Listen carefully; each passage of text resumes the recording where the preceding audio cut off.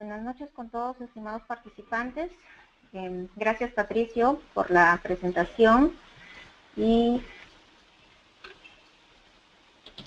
también agradecerles a todos ustedes por la participación en este curso. Y como bien lo dijo Patricio, empezamos a formar parte del grupo Perú Contable, ¿no? Siendo una de las docentes que se va a encargar de los temas tributarios que vamos a empezar a dictar, ya sea de manera presencial o virtual. Ya se han hecho las pruebas de sonido, ¿no? Y el día de hoy vamos a tocar un tema que está bastante de moda y que adicionalmente ha tocado a algunas personalidades importantes a nivel mundial. Háblese en materia de políticos, ¿no? de deportistas, de gente de la farándula y todas aquellas personas que de alguna u otra manera han tenido inversiones que se han visto descubiertas en un paraíso fiscal que es en Panamá.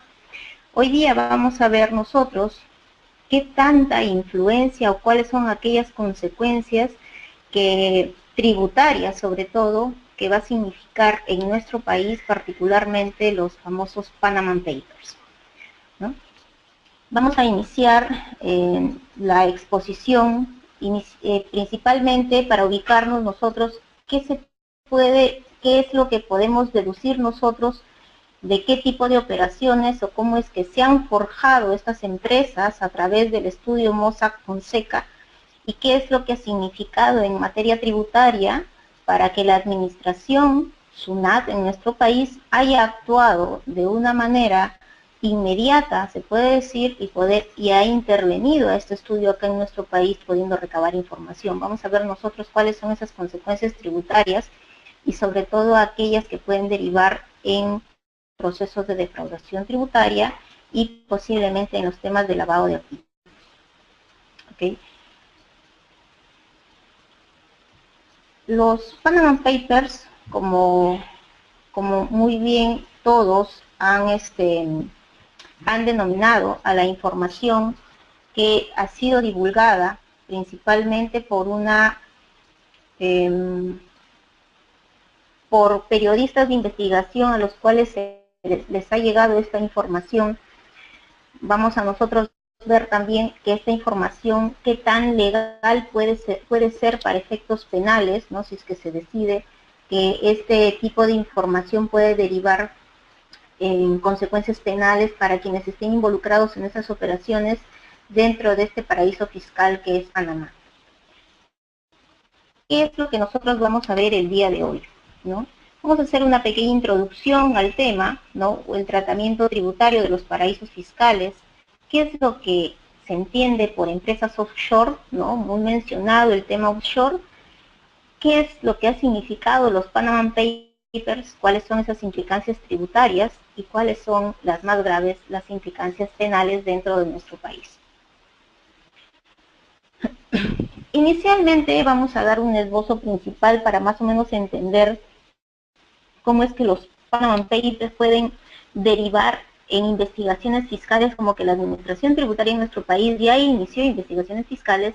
Vamos a ver nosotros inicialmente cuando se enfoca la materia tributaria en nuestro país, debemos nosotros de dar una mirada primero al marco penal, ¿no? En nuestro país, que para materia tributaria está contenido en el artículo 74 de la Constitución Política del Perú, y adicionalmente señala en la cual contiene el detalle de los principios constitucionales tributarios básicos que sustentan el sistema tributario nacional en nuestro país y que derivan en la dación de diferentes normas cuya creación de los tributos genera pues obligaciones para aquellos ciudadanos que nos somos considerados como contribuyentes.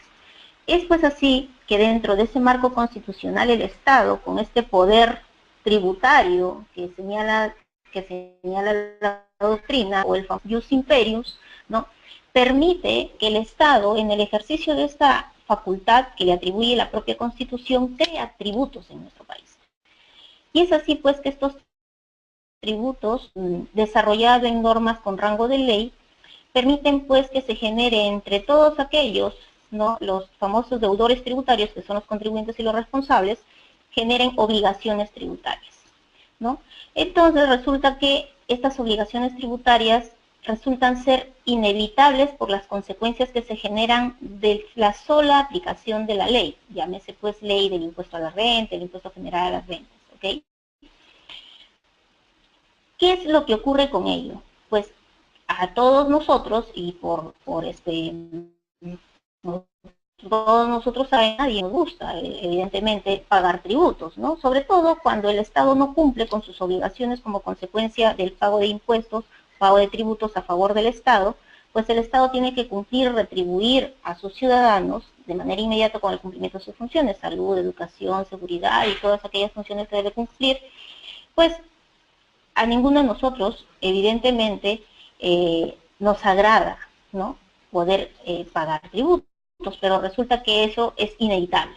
Inevitable, ¿por qué? Porque debemos cumplir con lo que la ley establece para efectos de pagar los impuestos a favor del Estado y como consecuencia de ello, pues solventar el gasto fiscal, ¿no?, el gasto del Estado.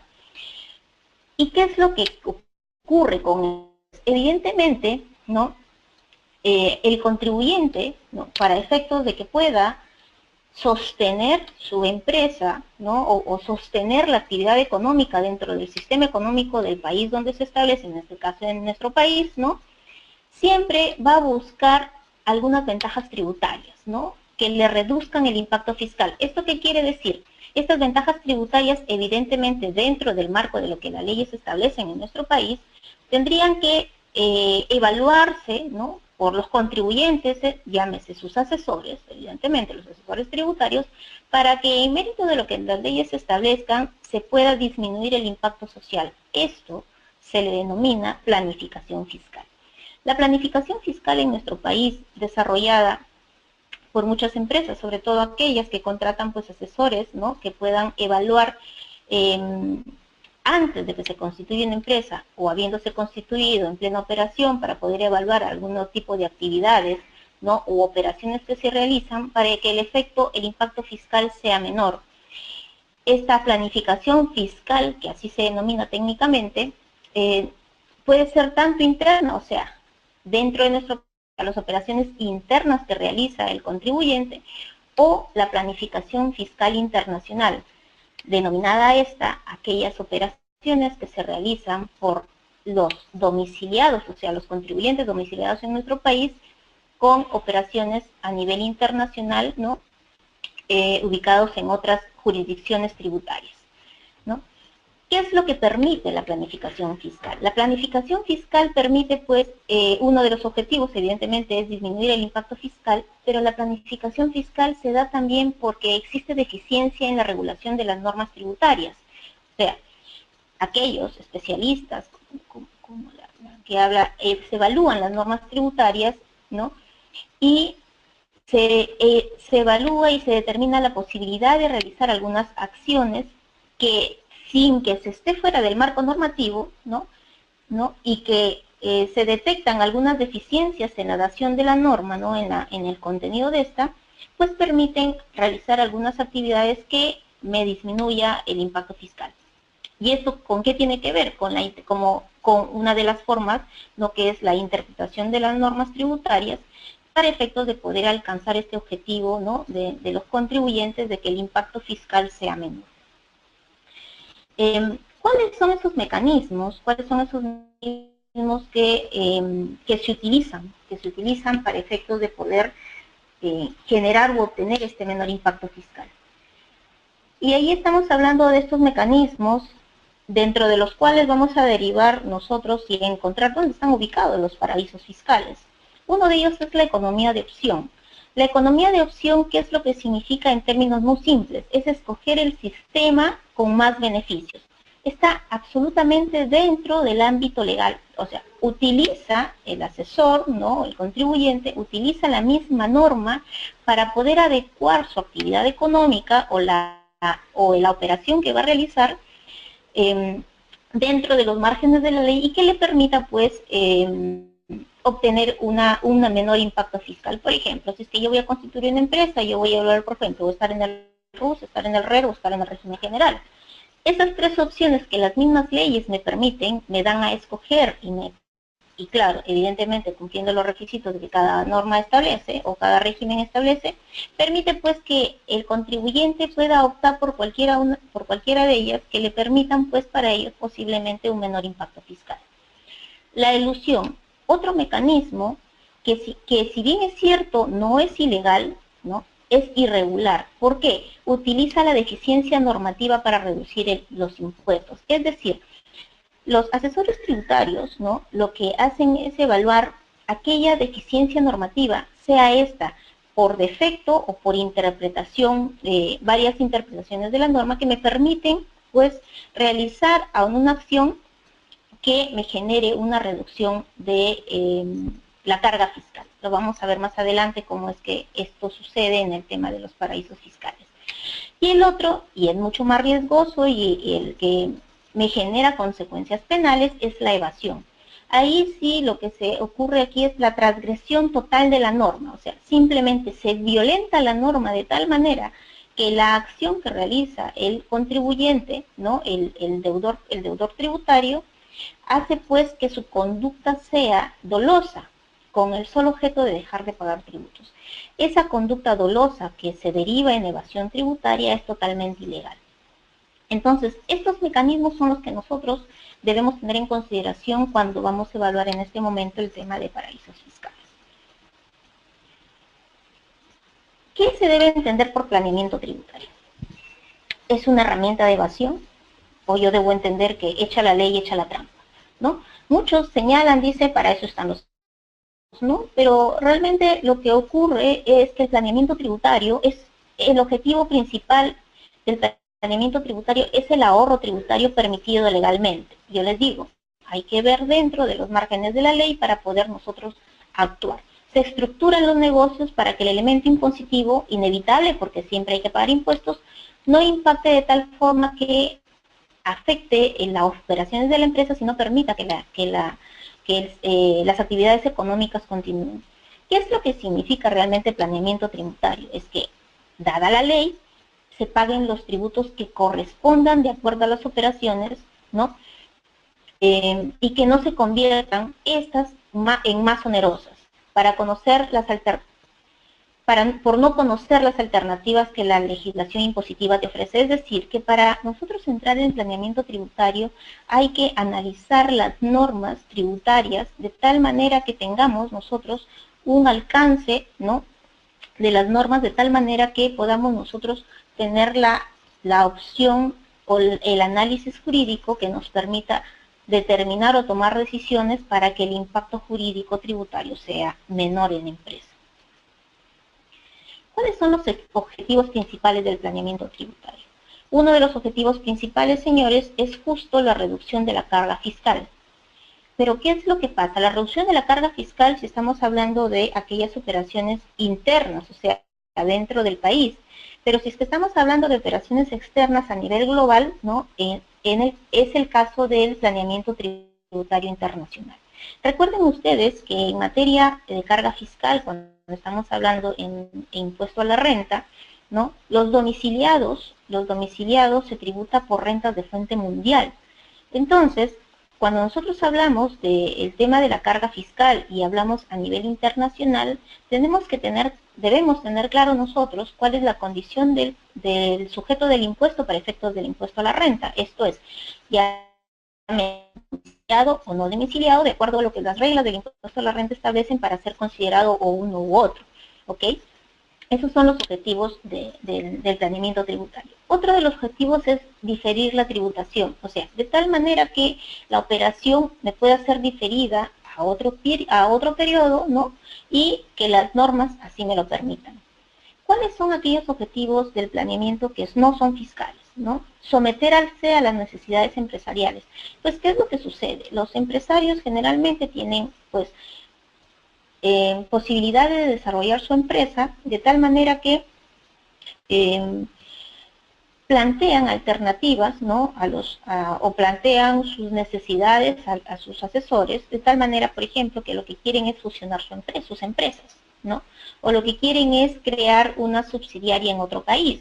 o qué es lo que pretenden es poder invertir, ¿no? Poder invertir en otro giro del negocio en otro país.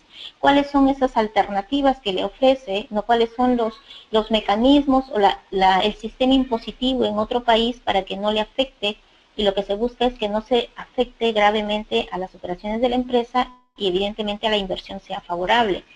Entonces, ese tipo de situaciones no fiscales, que son decisiones del empresario, ¿no? Pues también, ¿no? Me lleva a un planeamiento tributario, ¿no? Debe evitar aumentar los costos de transacción. O sea, lo que supone acá es que las transacciones, las operaciones que se realizan entre empresas, pues no me genere mayor costo, ¿no? El costo tributario realmente a veces no es medido de la manera en que debería ser tomado en cuenta por aquellas empresas cuando se realizan operaciones, pues a veces no prevén cuáles son las consecuencias de ello, sobre todo cuáles son las consecuencias tributarias de los actos, de las acciones o de las operaciones que se realizan en las empresas. Ello pues significa que previo a realizar una operación debería de evaluarse el impacto fiscal, ¿no? El impacto fiscal, de tal manera que los costos de una transacción no me sean mayores. Coadyuvar a la eficiencia empresarial. Evidentemente, el objetivo de todo empresario es seguir creciendo. Entonces, si realizar por ejemplo, una fusión le es favorable, pues tendríamos nosotros que ver también cuáles son el impacto fiscal. Debe tenerse otros objetivos instrumentales, facilitar el acceso a mercados financieros, tanto nacionales o internacionales, y algunos factores jurídicos y de protección de activos. Y ahí justo viene el tema de cuáles son los intereses que tiene el empresario de poder proteger su patrimonio. Y vamos a ver que los paraísos fiscales están forjados dentro de los sistemas jurídicos internacionales que ofrecen de alguna manera este tipo de protección. Dentro del planeamiento tributario se evalúan diferentes situaciones, diferentes temas, donde el planeamiento tributario puede permitir este ahorro fiscal. Llámese reorganización, adquisición de sociedades, contratos asociativos, arrendamiento financiero, subcapitalización, ¿no? Y otros temas, y vemos al final el tema que nos interesa, la planificación fiscal internacional.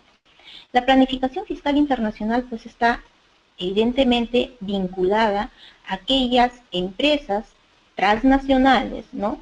O a quienes realizan operaciones internacionales cuyo objetivo principal pues es reducir la carga tributaria, y para eso se tiene que evaluar cuál es el sistema impositivo de los países en los cuales, por ejemplo, se va a invertir, o dónde está ubicada la matriz con respecto a la subsidiaria en nuestro país, para efectos de poder evaluar cuáles son las consecuencias tributarias de ello, ¿no?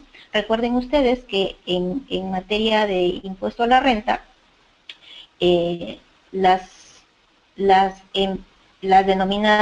los denominados establecimientos permanentes son tratados para efectos del impuesto a la renta como si fuera una persona jurídica cualquiera. Entonces, ¿cuál es el impacto fiscal de ello? Hay que evaluarlo. El tema del planeamiento tributario realmente es un curso que se desarrolla de manera muy amplia y en materia de planificación fiscal internacional, señores, a nivel internacional. El año pasado estuve en México, donde en la jornada latinoamericana de derecho tributario, en la cual se toma, se ha desarrollado, se viene desarrollando, claro, justo con los lineamientos de la OCDE, ¿no?, vinculados con el tema de aquellas planificaciones fiscales agresivas. ¿Cuáles son aquellas? El uso desmedido o la utilización desmedida que se le da a las famosas empresas offshore, que es lo que vamos a ver hoy día. Y adicionalmente es el flujo de capitales que se ven a través de los paraísos fiscales. Entonces, esa utilización, digamos, agresiva, digamos, de planificación fiscal a nivel internacional por aquellas empresas que son transnacionales principalmente, ¿no?, ha hecho pues que a nivel de los estudiosos de la materia fiscal, ¿no?, también tengan reticencia sobre este tema, puesto que esto está llevando a que los países que se están viendo afectados por la menor carga tributaria. O sea, ¿por qué? Porque lo que se busca es pagar menos impuestos, ¿no? En aquellos países donde su tasa del impuesto es superior, evidentemente, a los paraísos fiscales, y ahora vamos a ver cómo y por qué, ¿no? Entonces, lo que hacen este tipo de planeamiento ya se convierte en el famoso planeamiento tributario agresivo, lindando algunos con el tema penal, ¿no? En materia penal se ha generado, y esto es lo que ha generado los Panama Papers justamente, es que es muy difícil que las administraciones tributarias a nivel mundial puedan gestionar una investigación de aquellas transacciones internacionales, de aquellas operaciones internacionales, y sobre todo hacerle seguimiento y poder llegar a una investigación profunda para poder determinar pues si efectivamente el accionar de las empresas multinacionales o aquellos que tienen inversiones en países de distintas en jurisdicciones distintas tributarias, ¿no? O sea, en países distintos, ha generado pues que las administraciones tributarias se vean limitadas con el hecho de poder evaluar y determinar si es que estas acciones llevan o conllevan definitivamente a una evasión fiscal, que ya linda en el tema penal. Las administraciones tributarias a nivel mundial, ¿no? Y para eso está el SIA también, está la OCDE, que es lo que han advertido es que una de los lineamientos o una de las condiciones que deben desarrollarse en el sistema jurídico tributario internacional cuando se suscriben, por ejemplo, los convenios para evitar la doble imposición, contengan una cláusula en la cual permitan una colaboración mutua entre administraciones tributarias. Si bien es cierto, nuestro país no tiene todavía muchos contratos, muchos CDI, vamos a ver más adelante, ¿no? No tiene muchos suscritos. Lo cierto es que las administraciones tributarias a nivel mundial, ¿no? Más aquellos organismos no gubernamentales como la OCDE, ¿no? O el CIAT, ¿no? Están orientando a que este lineamiento sea mucho más frecuente dentro de estos contratos. Ahora bien, si bien es cierto, las administraciones tributarias a nivel mundial tienen limitaciones, esto no ha limitado el hecho de que la existencia o el descubrimiento, por ejemplo, de los famosos Panama Papers, que ha sido un aporte de los organismos de investigación de la periodística, ¿no? Pero igual, la pregunta es, esos documentos filtrados de la manera que fueron filtrados del estudio jurídico Mossack Fonseca, ¿tienen validez legal para efectos de que se pueda someter a una investigación y a un proceso penal de aquellos que están involucrados dentro de estas actividades, ¿no? Que lindan con la ilicitud? Y vamos a ver ahora si sí o no. El planeamiento fiscal internacional, señores, nos ha llevado, por ejemplo, a poder evaluar una serie de operaciones que se realizan. Una de ellas, por ejemplo, dentro de los límites que la ley lo permite, es el famoso back-to-back. ¿Qué es el back-to-back? El back-to-back, por ejemplo, es la posibilidad que tiene la empresa matriz de utilizando un banco, ¿no? Ubicado, por ejemplo, en un paraíso fiscal, ¿no? A través del banco es que se hace subsidiaria. Ustedes saben que para efectos del impuesto a la renta, el préstamo que haga la matriz de manera directa a su subsidiaria, digamos, ubicada en nuestro país, o sea, aquí en Perú, aquellos intereses que se puedan pagar no son deducibles para efectos del impuesto a la renta. Entonces, ¿qué es lo que hacen? Las matrices acuerdan con el banco ubicado, por ejemplo, en un paraíso fiscal, ¿no? Otorgarle un préstamo al banco, el banco le paga un interés a la matriz que es menor al interés que el banco le va a cobrar a la subsidiaria en nuestro país por darle al banco el préstamo, el monto que la matriz le ha otorgado. Esto es decir, la matriz a través del banco prácticamente le presta a la subsidiaria en nuestro país. Y con ese mecanismo, los intereses que se pagan en el banco resultan siendo legales y por tanto deducibles para efectos del impuesto a la renta. Este es un lineamiento, por ejemplo, de planeamiento fiscal legal, ¿no? Que puede ser, que se vienen realizando, y no solamente en paraísos fiscales, ¿no? Sino también en otros bancos.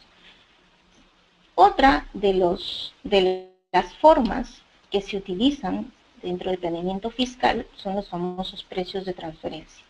Ustedes saben que en materia de precios de transferencia, lo que se hace es evaluar las operaciones, ¿no?, a valor de mercado.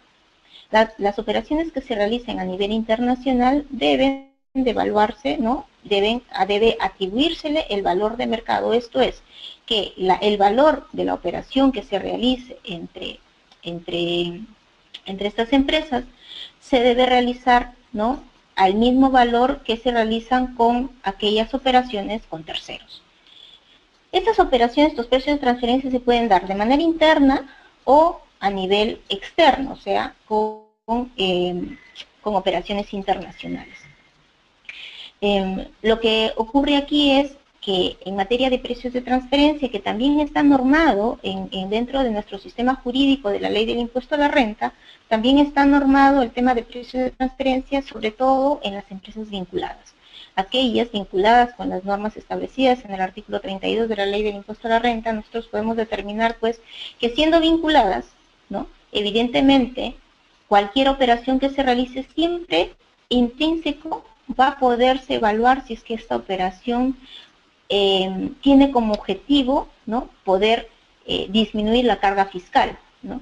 Entonces, en precios de transferencia, ¿no?, evidentemente las vinculadas, porque es interés común entre ambas, poder obtener un mayor beneficio, me puede generar, pues, un margen fiscal en la medida en que puedo yo transferir bienes, por ejemplo, a un menor valor para efectos que mi vinculada en el exterior lo pueda transferir a un tercero, ¿no?, a otro país. Si yo lo vendo a mi vinculada por un valor de 10, por ejemplo, ¿no?, o la utilidad es por 10, mi vinculada en el exterior lo puede vender a otro país con el valor real, por decir a 100. Evidentemente, hay una ganancia en la medida en que mi vinculada está ubicada en un país con baja o nula imposición. Porque mientras yo pago acá el 28%, en el país de baja o nula imposición, puede que no exista tasa, no exista impuesto a la renta pagada.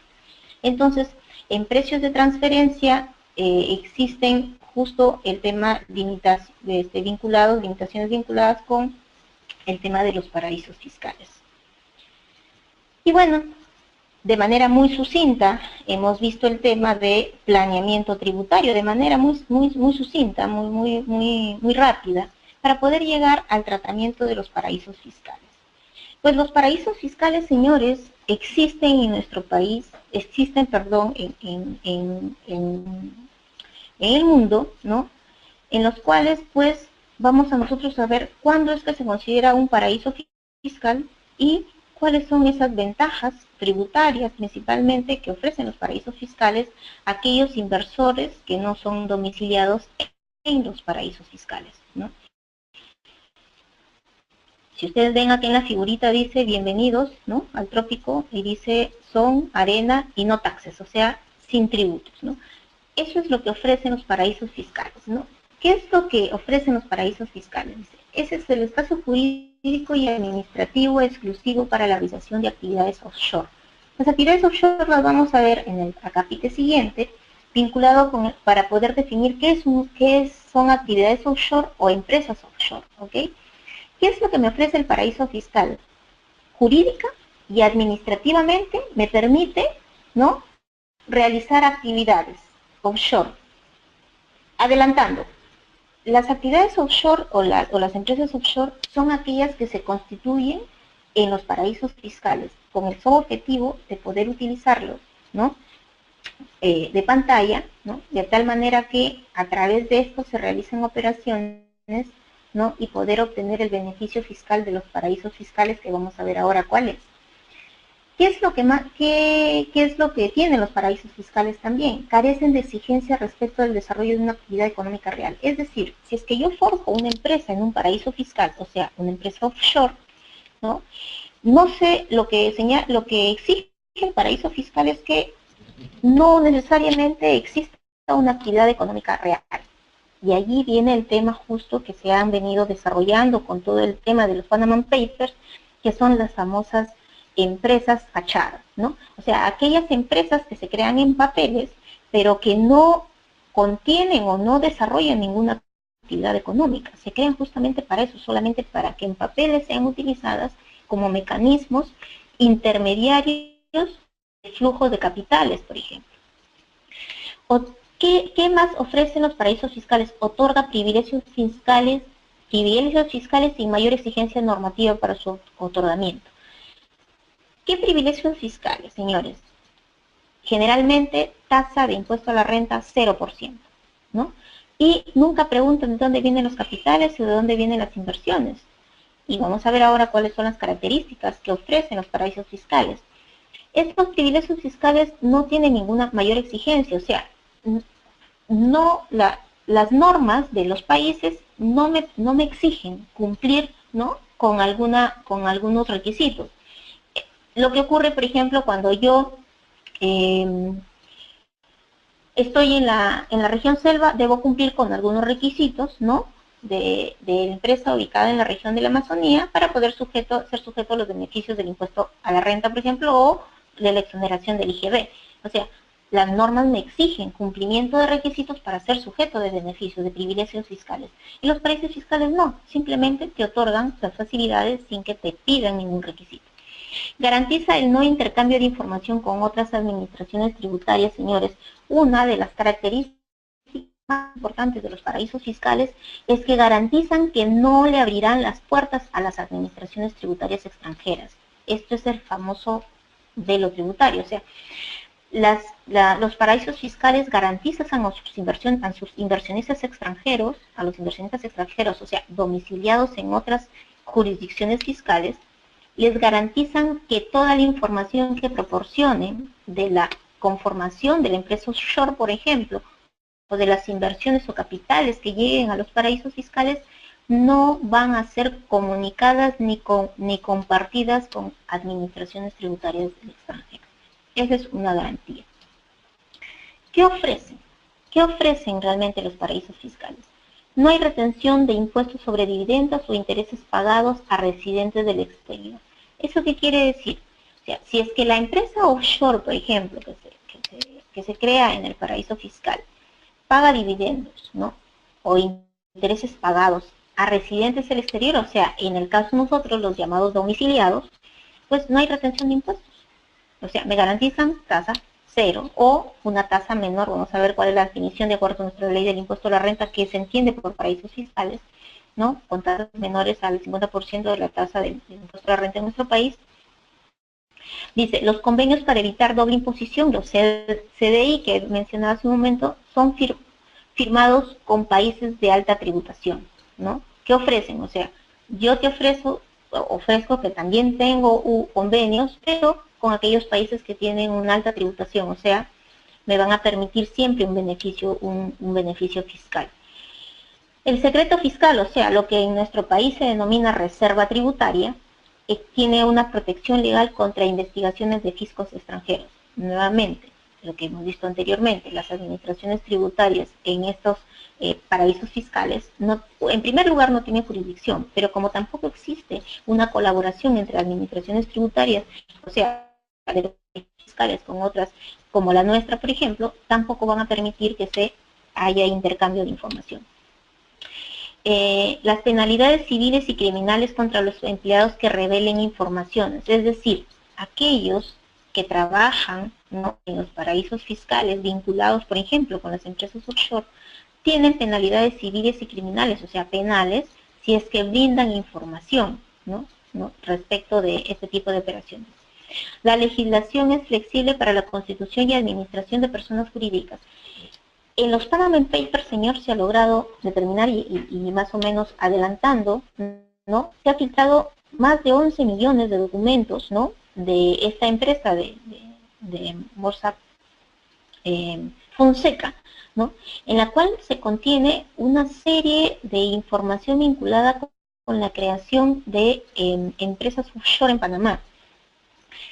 Y la pregunta es, ¿qué tan sencillo es crear una empresa, una persona jurídica en un paraíso fiscal? Pues es sencillísimo, señores, es muy sencillo. Si ustedes entran a internet, se van a poder dar cuenta que existen páginas de internet que por un monto de dinero menor a $1000 o $1000 pueden ustedes constituir una empresa offshore en cualquier paraíso fiscal del mundo.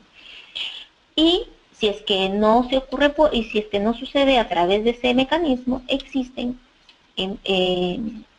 estudios jurídicos, estudios de abogados que ofrecen ese tipo de servicios, ¿no? Por un costo de sus honorarios, que también es relativamente bajo.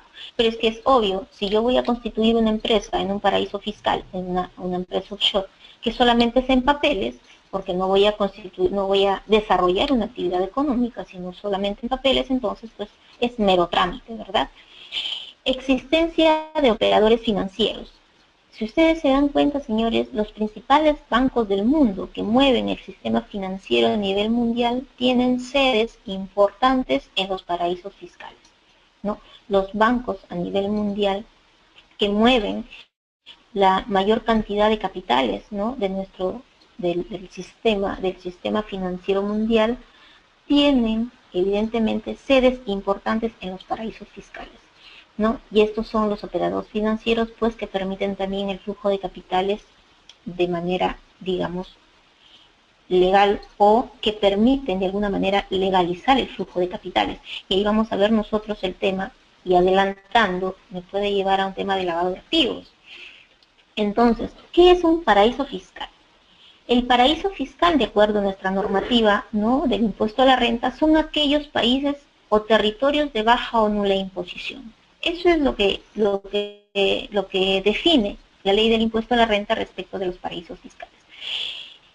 Adviértase que corresponde a los paraísos, a los países, ¿no?, países o territorios, dicen, ¿no?, de baja o nula imposición. O sea, puede que tenga una tasa del impuesto a la renta aplicable, pero que, de acuerdo a lo que establece nuestro reglamento del impuesto a la renta, si es que es menor al 50% de la tasa en el Perú, o sea, menor al 50% del 28%, que es la tasa en nuestro país para este año, ¿no?, se puede constituir o se le considera un paraíso fiscal.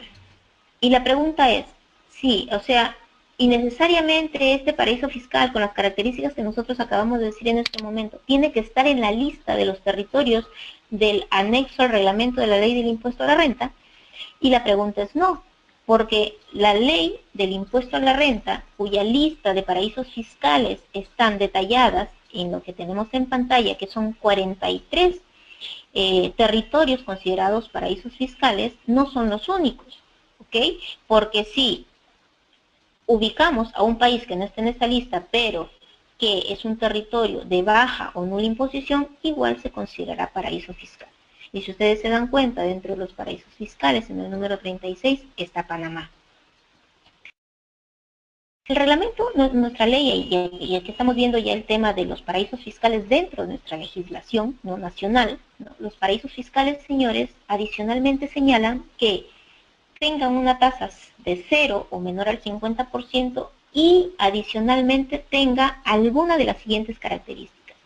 Y señores, vean ustedes cuáles son esas características que el reglamento del impuesto a la renta ha advertido para efectos de que se considere como un paraíso fiscal. ¿Y cuál es este? En primer lugar, se publicitan como paraísos fiscales, ¿no?, o se perciba que se publiciten, dice la norma. Es decir, se publiciten abiertamente como paraísos fiscales o ofrezcan aquellas características que acabamos de ver para que garanticen al inversor no residente, o sea, a un no domiciliado, en nuestro caso, ¿no?, digamos así, ofrezcan beneficios tributarios vinculados principalmente con el tema del no gravamen en su país de residencia. Si en tu país de residencia, o sea, en nuestro país, está grabada la operación de acuerdo a lo que establece la ley del impuesto a la renta, lo que ellos publicitan es que simplemente no serán grabadas esas operaciones. Entonces, ¿Qué más ofrecen? Abiertamente, señores, confidencialidad. No esté dispuesto a brindar información a los sujetos beneficiados, ¿no?, con gravamen nulo o bajo. Es decir, que aquellos que lleguen, ¿no?, a que permitan o se establezcan en nuestros paraísos fiscales, ¿no?, garantizan ellos la confidencialidad de la información que brindan, ¿no? ¿No? Y sobre todo aquellos pues que obtienen estos beneficios, o sea, nulo gravamen o por debajo del 50% de la tasa, ¿no?, de referencia, en nuestro caso, peruano. Es exclusivo, dice, el régimen tributario particular para no residentes que contemple beneficios o ventajas que excluya a los residentes. ¿Qué es lo que ocurre, señores, en los paraísos fiscales? En los paraísos fiscales lo que ocurre es que lo que ofrecen es un régimen tributario especial para los no residentes. Es decir, yo peruano, ¿no? Yo peruana quiero sacar capitales, por ejemplo, de mi país o destinarlos de otro lugar del mundo a un paraíso fiscal. Cuando yo llegue al paraíso fiscal, ¿no?, lo que hacen es que me dan un régimen tributario especial, generalmente pues de nula imposición, ¿verdad? Pero ¿qué es lo que pasa? Ese régimen tributario para un no residente, o sea, ¿no?, para un extranjero no residente en el paraíso fiscal, es un régimen tributario totalmente distinto a los residentes en el país. Por ejemplo, en Panamá, los residentes pagan sus tributos como corresponde, pero aquellos que vienen de que no son no residentes y que invierten o llegan ahí para forjar alguna actividad, ¿no?, empresarial, como las offshore, lo que hacen es simplemente tener un régimen totalmente distinto. Esa es la exclusividad de los paraísos fiscales. Adicionalmente, puede ser restrictivo. Los sujetos beneficiados se encuentran impedidos de operar en el mercado doméstico. Es decir, tú llegas al paraíso fiscal, te instauras en el paraíso fiscal, creas, por ejemplo, una empresa offshore, pero lo que te dicen es que no puedes operar en el mercado, o sea, no vas a romper esquemas dentro del sistema, dentro de su sistema económico, ¿no? Te permiten que ingreses, que transites por ahí tu capital o forjes estas empresas offshore de tal manera que puedas tú obtener estos beneficios, ¿no?, de la tasa cero o estos beneficios tributarios, ¿no?, este régimen tributario especial, pero no te permiten operar, ¿no? Y es lógico, porque si tú con esos beneficios de no pagar impuesto a la renta entras a su mercado, pues evidentemente vas a romper su mercado y vas a alterar su sistema económico. Entonces ellos no te permiten. Esa es otra de las características que pueden tener los paraísos fiscales. Y ya vimos la lista de los paraísos fiscales, ¿no?, en las cuales se encuentra Panamá. La ley del impuesto a la renta, señores, en materia de paraísos fiscales, ha establecido ya todo desde hace varios años, realmente, desde hace varios años, ha establecido ya algunos lineamientos especiales, ¿no?, normas antiparaísos fiscales, ¿no?, que son las llamadas normas antielusivas, ¿no?, que están diseminadas en nuestro sistema jurídico tributario, ¿no? Tan es así que hace varios años se aprobó la norma 16 del título preliminar del Código Tributario, donde se aprueba la norma antielusiva, no sé si recuerdan, ¿no?, que sumada a la norma 8, que es justo el tema de que esta norma que está vinculada con la evaluación, ¿no?, que en ejercicio de la facultad de fiscalización la administración tributaria puede determinar la realidad, ¿no?, económica de la operación que esté evaluando, ¿no? Se aprobó la norma 16 del título preliminar del Código Tributario, que contenía justo las normas antielusivas. Segundo y tercer párrafo de esta norma se encuentra suspendida en su aplicación.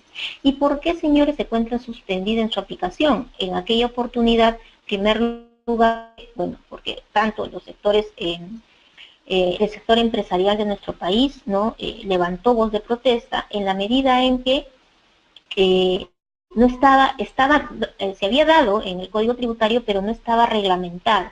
Lo que pasa es que se abre una puerta para la administración tributaria para que en ejercicio de su facultad de fiscalización pueda pues darle de alguna manera, interpretar la verdadera naturaleza de alguna operación, ¿no?, que linde con el tema de la elusión tributaria, ¿no? Ya habíamos visto nosotros que la elusión tributaria no es evasión tributaria, sino es que yo tengo claro que esas formas de elusión me permiten un ahorro fiscal dentro de los parámetros de lo que me permite el planeamiento tributario. Esa norma está suspendida, ¿no? Se dice que la administración tributaria viene trabajando las normas reglamentarias para que entre en vigencia esta norma y evidentemente la administración tenga una arma dentro de sus facultades de fiscalización y pueda atribuírsenos, ¿no? O atribuir al contribuyente cuando esté fiscalizando una verdadera naturaleza de la operación que se esté realizando y realmente esperemos que el reglamento sea bastante detallado y tener las garantías que los empresarios y los contribuyentes necesitan para el ejercicio de las facultades de fiscalización. Regresando a la parte de los paraísos fiscales, entonces estas normas antielusivas que están dentro de nuestro sistema jurídico, ¿no? Dentro de la ley del impuesto a la renta, nos dicen que, por ejemplo, no es gasto deducible para determinar la renta, ¿no? Aquellos gastos que se den en los paraísos fiscales. No son gastos deducibles, ¿no? Salvo las excepciones vinculadas con intereses, seguros, cesiones, ¿no? Cesión de uso de naves, transporte, derecho de pase por el canal de Panamá, siempre dice, siempre que el monto, que el precio o el monto de la contraprestación sea igual al que se hubiera pactado en partes independientes. Esto es decir, valor de mercado, ¿ok? Entonces, lo que en primer lugar simplemente las normas del impuesto a la renta me dicen que no es gasto deducible. Hay una excepción o una permite las normas que se den, que se acepten estos gastos siempre y cuando, dice, si Perú suscribiera con algún paraíso fiscal, ¿no? Un contrato, ¿no? De doble imposición para evitar la doble imposición con cláusula de intercambio de información. ¿Qué es lo que pretendía el legislador? El legislador me dice, mira, si el Perú suscribe este contrato, entonces con esta cláusula, ¿qué es lo que va a permitir? Que el paraíso fiscal, si es que la administración entra a tallar con una fiscalización o lo que fuere, ¿no? Permita que el paraíso fiscal, pues, ¿no?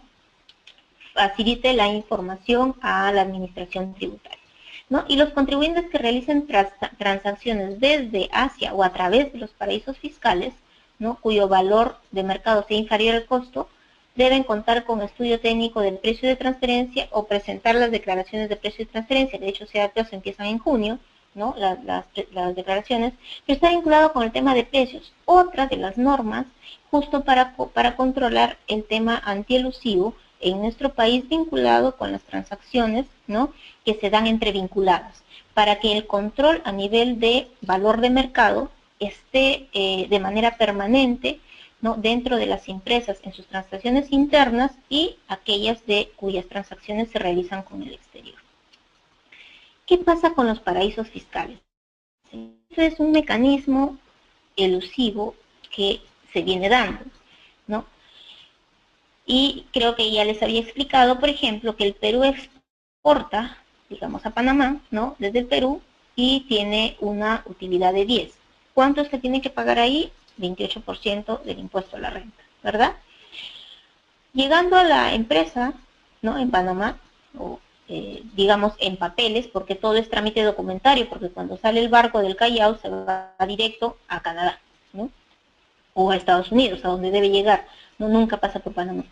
¿Y qué es lo que pasa? Documentariamente llega a Panamá, pero de Panamá cuando se exporta a otro país, donde fuere, se exporta al precio que corresponde, o sea, con una utilidad de 90, donde la tasa del impuesto a la renta es 0%. Evidentemente hay una ganancia importante vinculado con el diferencial de la tasa del impuesto, en la cual el valor de mercado resulta siendo lo más importante. Entonces, y esto es similar en estos casos, el precio de transferencia es un ejemplo similar para que ustedes tengan la idea qué es lo que pasa con los paraísos fiscales en las operaciones de las transacciones internacionales, ¿no? Para efectos de poder determinar, pues, qué tanto afectan al sistema jurídico tributario y a la recaudación en los países, ¿no? En los países de la fuente, o sea, por ejemplo, si es que aquí la operación la operación se hubiera dado como corresponde, la exportación desde Perú hasta Estados Unidos debió ser a valor de 90 y por tanto pagar la tasa del impuesto del 28% sobre 90. Entonces, lo que hacen es ganar una diferencia. Entonces, esto es lo que pasa, ¿no?, en nuestro país con la normativa vinculada con los precios con paraísos fiscales. Y ahora viene la pregunta, ¿existen ya los paraísos fiscales y cómo es que se utilizan los paraísos fiscales para fines como los que han podido descubrirse a través de los Panama Papers? ¿Qué son los paraísos fiscales y los centros financieros offshore, ¿no? Se suelen confundir, ¿no? Y se presentan a veces bajo un mismo título, ¿no? Tal vez porque se deba a que tuvieron pautas y condiciones de nacimiento similares. Realmente los centros financieros offshore, principalmente, así como los paraísos fiscales, lo que te garantizan es el secreto bancario. Vamos a ver más adelante qué es lo que se está haciendo acá en Perú sobre el tema del secreto bancario. No en vano, dice, se advierte que los principales bancos offshore se hallan también situados en las principales plazas financieras del mundo. Lo que yo les decía, los principales bancos offshore del mundo están también, ¿no?, en todo el sistema financiero mundial. ¿Pero qué es un offshore? ¿Qué son las offshore? Las offshore, textualmente, ¿qué significa? O digamos el significado de esta palabra, así de manera sencilla, es fuera de la costa. ¿Pero qué es lo que significa en términos legales? Se refiere a una empresa o sociedades constituidas fuera del país de residencia, es decir, yo Perú, ¿ok? Yo domiciliada en el Perú, ¿no?, constituyo una empresa en Panamá, ¿no? En Panamá, ¿no?, donde está calificado, de acuerdo a nuestro anexo del reglamento del impuesto a la renta, como un paraíso fiscal, siendo uno de los objetivos principales evitar el pago de los impuestos. Si ustedes han escuchado, no recuerdan, cuando al expresidente Toledo se le investiga, ¿no?, por el tema de la adquisición de estos inmuebles en Miraflores, se les vincula con una empresa offshore, ¿no? Y lo que se cuestiona es que el dinero que llega a esa empresa offshore, que después le facilita el dinero a la suegra de Toledo, la pregunta es, ¿de dónde viene ese dinero?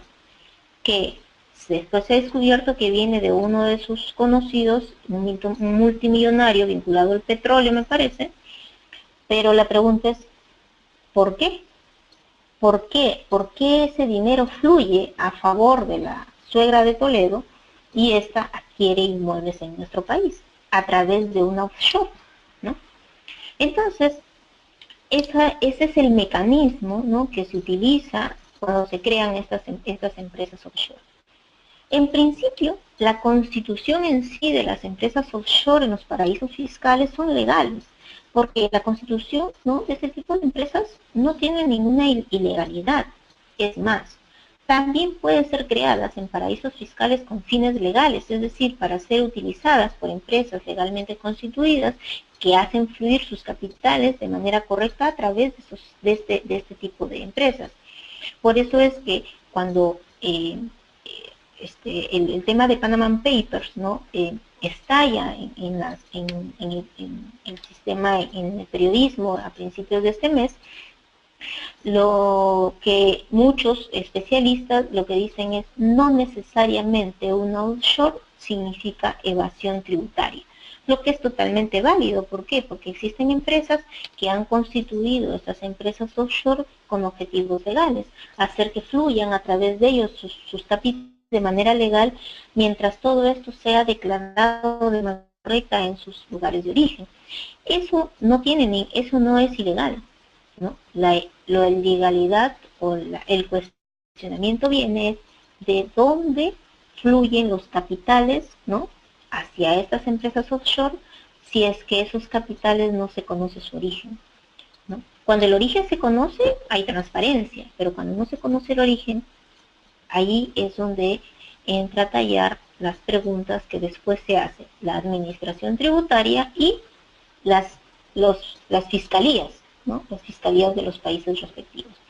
Entonces, En principio, las offshore son legales, decimos, ¿no? Y deben cumplir ciertos requisitos. En primer lugar, dicen que los directores de la sociedad no deben tener su domicilio en el país de la sede social, o sea, un no residente o un no domiciliado, de acuerdo a los conceptos que establece la ley del impuesto a la renta en nuestro país. La empresa no puede ejercer actividades comerciales en ese país, lo que yo les dije, la famosa exclusividad, ¿no? O sea, no te van a permitir desarrollar actividad económica. Por eso es que son las famosas empresas offshore, son empresas en papeles.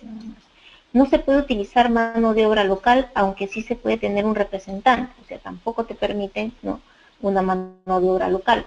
Y bueno, ¿y para qué necesitarías una mano de obra local si lo que tienes solamente es una empresa constituida en papeles? Y no se puede utilizar la economía de los países de acogida en lo referido a subsidios. O sea, no te permiten actuar, evidentemente no te permiten usufructuar en su propia economía, obviamente, ¿no? O sea, se protege, la economía se protege en ese sentido. ¿Cuál es la ventaja del paraíso fiscal, no? El paraíso fiscal, ¿no? El paraíso fiscal, ¿no?, y las empresas que se constituyen en los paraísos fiscales, como las offshore, ¿no?, lo que te permite es la protección de activos, oculta la titularidad de los activos, es decir, ¿no? Si yo soy un inversionista que tengo capitales en el exterior, cuyo origen, por ejemplo, sea dudoso, no se conozca o no quiera justificar el origen, yo invierto en los paraísos fiscales, ¿no? Y como los paraísos fiscales, ¿no?, me garantizan, ¿no?, confidencialidad, protección, que no informarán a nadie, sobre todo a las administraciones tributarias, pues oculta la titularidad de los activos. Es decir, ¿no?, yo puedo tener mis activos invertidos en las offshore, pero tengo la garantía de que no se va a conocer que soy yo la principal inversionista o la propietaria y la titular de esos activos, ¿no? Confidencialidad, ya hemos dicho antes que no consigue información a administraciones tributarias extranjeras. La privacidad también es una de sus ventajas. Y las ventajas fiscales, evidentemente, baja o nula imposición. O sea, las empresas offshore, ¿no?, de los paraísos fiscales, evidentemente tienen todas estas características. ¿Y por qué? Porque están ubicadas en paraíso fiscal, sus directores o sus inversionistas son extranjeros, ¿no?, y por tanto tienen estas ventajas. Son fáciles de constituir, les había señalado yo, ¿no?, vía internet o con estudios de abogados como el famoso estudio Mossack Fonseca. Y si ustedes ven en pantalla, ¿no?, el mundo del offshore, ¿no?, si ustedes se dan cuenta, todas aquellas manchas en el mapamundi azules, ¿no?, son los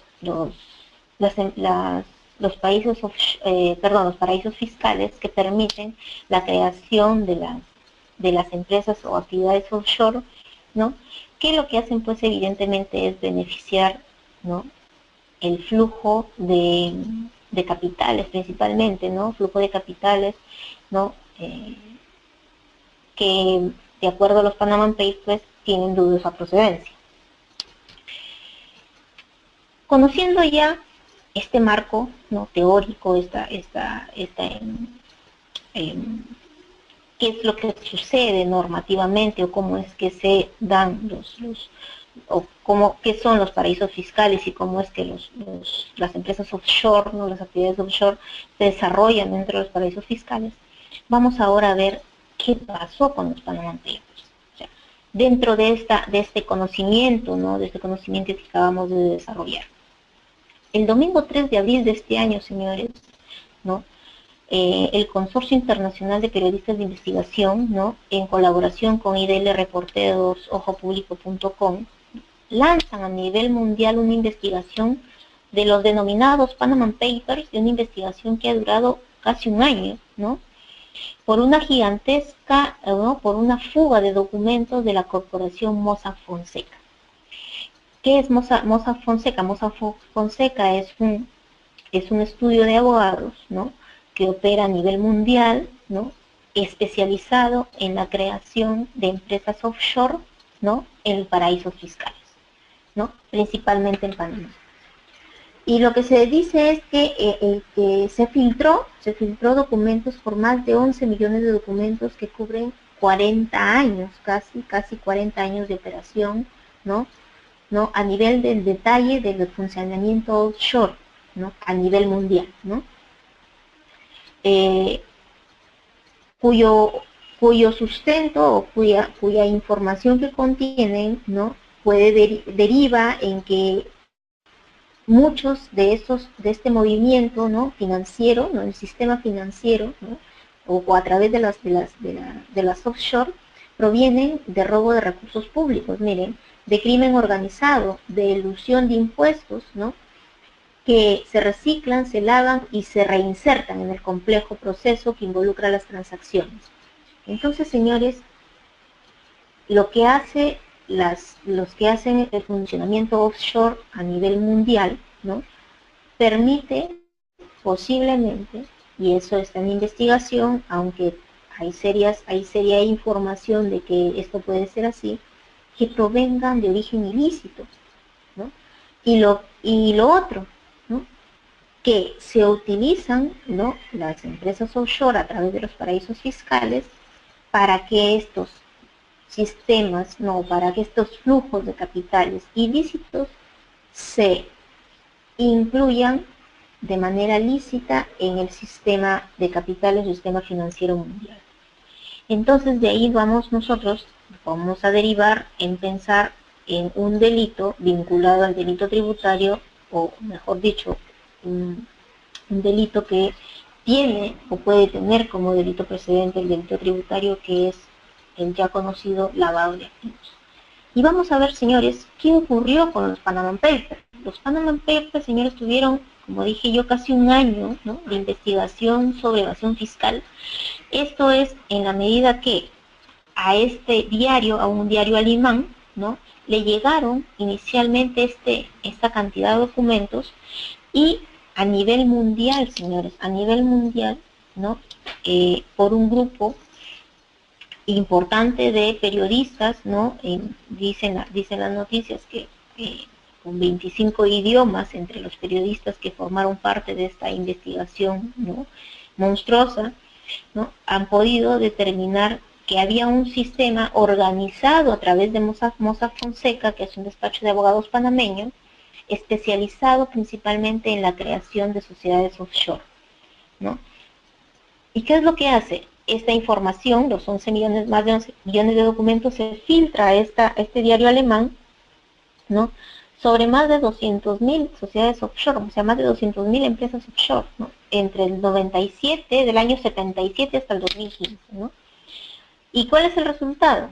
El resultado es que existen 12 jefes de estados involucrados, 6 de ellos en el poder, dirigentes políticos, sociedades, bancos, despachos de abogados, bancos vinculados directamente, ¿no?, los HSBC, el UBS y una serie de otros ubicados en el sistema financiero, y muchas personas, ¿no?, organizadas, ¿no?, vinculadas de manera directa o indirecta a las famosas sociedades offshore. Y evidentemente eso también ha salpicado en nuestro país, ¿no? Entonces, a consecuencia de ello, señores, a consecuencia de ello, ¿no?, vamos a nosotros a tener en cuenta qué es, por ejemplo, lo que ha podido manifestar entidades o representantes importantes de las entidades que en nuestro país forman parte del grupo, ¿no?, del grupo de entidades gubernamentales, ¿no?, o del sistema jurídico, ¿no?, que permiten las investigaciones vinculadas con los temas de lavado de activos o con los temas de defraudación tributaria. Por ejemplo, Eduardo Sotelo, el asesor del MEF, en una entrevista que le brinda a ojopublico.com, la empresa que está vinculada justo o que formó parte de esta investigación, ¿no?, de los periodistas, ¿no?, que han dado aviso de los Panama Papers, se le pregunta, ¿no? ¿Cuál es la diferencia, dice, entre planificación fiscal y planificación fiscal agresiva, lo que yo les mencionaba? Y dice el asesor, la primera opción es legítima, o sea, reconoce que el tema de la elusión, o sea, la planificación fiscal vinculada con la elusión principalmente, es legítima para calcular o indicar, ¿no?, por regulaciones ventajosas, o sea, beneficios tributarios o mejores formas de ahorro del pago de impuestos.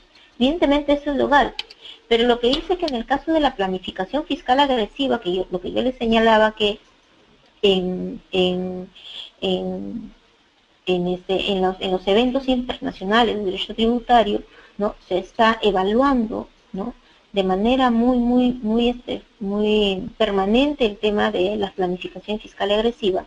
Señala que implica amañar, ¿no?, las formas legales o los contratos o realizar negocios anómalos para modificar las transacciones y montos con miras a reducir el pago final de tributos. O sea, la planificación fiscal agresiva linda, señores, con la conducta posiblemente dolosa que me derive en la evasión tributaria.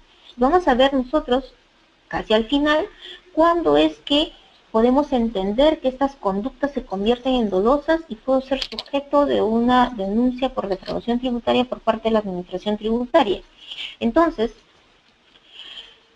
el asesor del MEF, ¿no?, lo que señala respecto de los Panama Papers, dice que enciende alarmas, ¿no?, sobre los riesgos que generan las compañías offshore.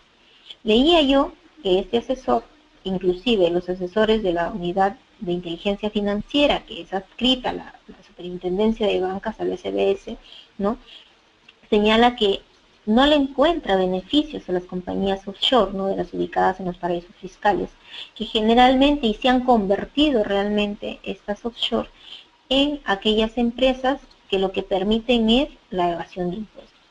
Se ha extendido, dice Eduardo Sotelo, ¿no?, la potencialidad de su uso para producir daños, no solo a los sistemas tributarios, dice, ¿no?, sino también a las regulaciones financieras, administrativas y penales. O sea, va más allá. No estamos hablando solamente de evitar el pago de tributos o reducir el pago de tributos, sino también que están afectando al sistema financiero, ¿no? Al tema administrativo, eso obvio, porque las administraciones tributarias no pueden fiscalizar, no tienen ni la capacidad operativa, y existen limitaciones legales de orden internacional que no permiten que las administraciones tributarias puedan intervenir en jurisdicciones que no sean las de ellos, o sea, en otros países, ¿no? Y también existen implicancias penales, ¿no? No, es hora, dice, de ponderar esos efectos perniciosos en el Perú y diagnosticar nuestras flaquezas, dice, para combatir y minimizar daños. A todo esto, ¿qué dice el jefe de la unidad de, ¿no?, la unidad de inteligencia financiera? Ustedes saben, señores, que en materia de lavado de activos, ¿no?, hace varios años, ¿no?, se creó ya la unidad de inteligencia financiera, que es una unidad adscrita a la Superintendencia de Banca y Seguros, que encargada principalmente de evaluar aquellas actividades sospechosas, ¿no?, que dentro del sistema financiero de nuestro país se dan, que pueden permitir hacer un seguimiento de posibles movimientos de capitales cuyo origen no esté debidamente sustentado. Y la pregunta es, ¿solamente la unidad de inteligencia financiera puede hacer eso? No, señores. Y de ahí venimos, también la administración tributaria. Y bueno, ¿qué es lo que dice Sergio Espinosa? Dice, considera que los paraísos fiscales, le preguntan, ¿y las compañías offshore son una amenaza para la lucha contra el lavado de activos? Sí, claro, dice, son una amenaza para el sistema anticorrupción, y obvio, porque no se sabe de dónde provienen esos dineros y esos capitales. Muchos de ellos vienen de la corrupción, ¿no?, en los sistemas gubernamentales, ¿no? Cualquier forma, dice, de opacidad financiera que permita que las personas o empresas puedan ocultar ingresos y las fuentes de sus ingresos es un peligro para el sistema de lavado. Entonces, va más allá, no solamente habla de tributos, también habla de lavado de activos, ¿no? Entonces, lo que dice, ¿dónde, por ejemplo, se pregunta, ¿dónde tienen su dinero los narcotraficantes, los cabecillas de crímenes organizados? Evidentemente dicen jurisdicciones que le permiten el anonimato. Y bueno, y ya estamos hablando de algo más, de algo mucho más allá del delito tributario, de la evasión de tributos. Estamos hablando de crimen organizado, estamos hablando de narcotráfico internacional, ¿no? Estamos hablando de terrorismo inclusive. Entonces, esas son las implicancias de los Panama Papers. ¿Y qué es lo que señalan? ¿Qué es lo que señalan? Y también así lo ha señalado la OCDE, ¿no? La Organización para la Cooperación y Desarrollo Económico, que es una entidad no gubernamental internacional que agrupa a 34 países a nivel mundial y por las cuales nuestro país en este momento, ¿no?, se encuentra, ¿no?, trabajando en las posibilidades de cumplir aquellos requisitos que la OCDE exige para que el Perú forme parte de esta organización no gubernamental, que si bien es cierto, es una organización que no norma, ¿no?, las operaciones internacionales que se realizan, pero sí establece algunos lineamientos a los cuales se adhieren muchos países, no por obligación, porque no son obligatorias, sino porque permiten eso un mayor control fiscal, ¿no?, para efectos no solamente tributarios, sino también un mejor control gubernamental respecto justo de este tipo de operaciones. Entonces, la OCDE, señores, que al organismo no gubernamental al cual nosotros todavía no formamos parte, tiene lineamientos. Últimamente viene trabajando justamente con el tema de planificación fiscal agresiva, ¿no?, emitiendo algunos pronunciamientos vinculados sobre ese tema, que no vienen al caso ahorita, pero que están siendo de fluctuación importante a nivel mundial. Pero regresando a nuestro país, en el tema de las limitaciones de las investigaciones, dos, ¿no?, derechos constitucionales básicos, importantes, que son los que limitan las investigaciones: el derecho constitucional al secreto bancario y el derecho constitucional a la reserva tributaria. Estos dos derechos, señores, que son atribuibles a los contribuyentes, limitan de alguna manera las investigaciones que puedan realizar las entidades, llámese Administración Tributaria, llámese Ministerio Público, llámese Policía Nacional, ¿no?, que están involucradas en la investigación no solamente de este tipo de operaciones vinculadas con los Panama Papers, sino como todas aquellas operaciones que me puede derivar en procesos vinculados al lavado de activos o a defraudación tributaria. ¿Y por qué, señores? El levantamiento del secreto bancario exige, ¿no?, tanto el secreto bancario, ¿no?, el secreto bancario exige, por ejemplo, una autorización judicial, ¿no?, y esta lo puede solicitar la Administración Tributaria o la Fiscalía dentro de un proceso de investigación. Y la reserva tributaria, señores, por ejemplo, la Administración Tributaria, cuando la Fiscalía en un proceso de investigación de lavado de activos exige a la Administración Tributaria le brinde la información vinculada con las declaraciones juradas, por ejemplo, de un imputado, ¿no?, que está siendo sujeto de investigación de lavado de activos, la Administración Tributaria está impedida de brindar esa información. ¿Y por qué? En mérito de lo que establece, ¿no?, el artículo 85 del Código Tributario vinculado a reserva tributaria. No puede brindar la información donde se consideran las bases imponibles, ¿no?, que se declaran ante la Administración Tributaria a través de las declaraciones juradas, que reflejan evidentemente la capacidad contributiva de los contribuyentes. Entonces, existen estas limitaciones. ¿Qué es lo que están buscando las entidades como el Ministerio Público, ¿no?, como la Unidad de Inteligencia Financiera, que está buscando su autonomía? Están pidiendo que se modifiquen las normas y que se le otorgue mayor poder a estas entidades para que el secreto bancario y la reserva tributaria no sean una limitación en sus investigaciones y puedan tener acceso más rápido, de inmediato, ¿no?, a este tipo de información. Entonces, señores, el riesgo está, ¿no?, o el planteamiento está dado para que el tema sea, las investigaciones sean más rápidas, pero aún tenemos esta limitación, ¿no?, respecto de el secreto bancario y la reserva tributaria. ¿Qué más, señores? Principales revelaciones. Vamos a concluir que las revelaciones de los Panama Papers lo que ha generado realmente es que pues se involucre a una serie de personajes a nivel mundial, presidentes, llámense primer ministros, llámense futbolistas como Messi, ¿no?, presidentes en vigencia como Macri, ¿no?, de Argentina, que están siempre vinculados a sociedades offshore y que tienen dentro, a través de estas sociedades, flujos de importantes sumas de dinero, cuyas tramitadas por los Mossack Fonseca, cuyo origen se desconoce. Por ejemplo, en el caso de Messi, si bien es cierto, tiene el origen puede ser justificado por el tema de los ingresos de Messi, pero la justicia española en estos momentos está investigando a Messi por evasión fiscal y se han detectado que adicionalmente a esa investigación que realiza, ¿no?, se le está siguiendo a Messi en España, también ha aparecido en los Panama Papers con las empresas offshore. En nuestro país se ha detectado, por ejemplo, que Jorge Yoshiyama y Silvok Lee, que son aportantes de la campaña Keiko Fujimori, que han aportado más de $500,000, ¿no?, tienen empresas offshore en Panamá. En el caso de Pedro Pablo Kuczynski, lo que se ha encontrado es una carta de presentación, ¿no?, de Pedro Pablo a un tercero, ¿no?, de Kuczynski a un tercero, para que ese tercero constituya, ¿no?, o pueda constituir un offshore en Panamá.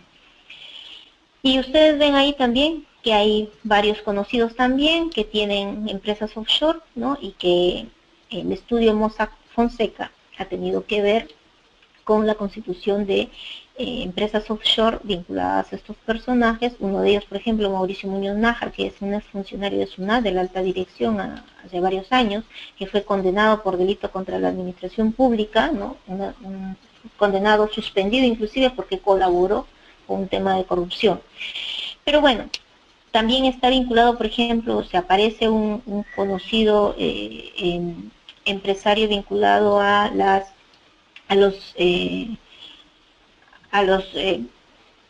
salas de tragamonedas, ¿no?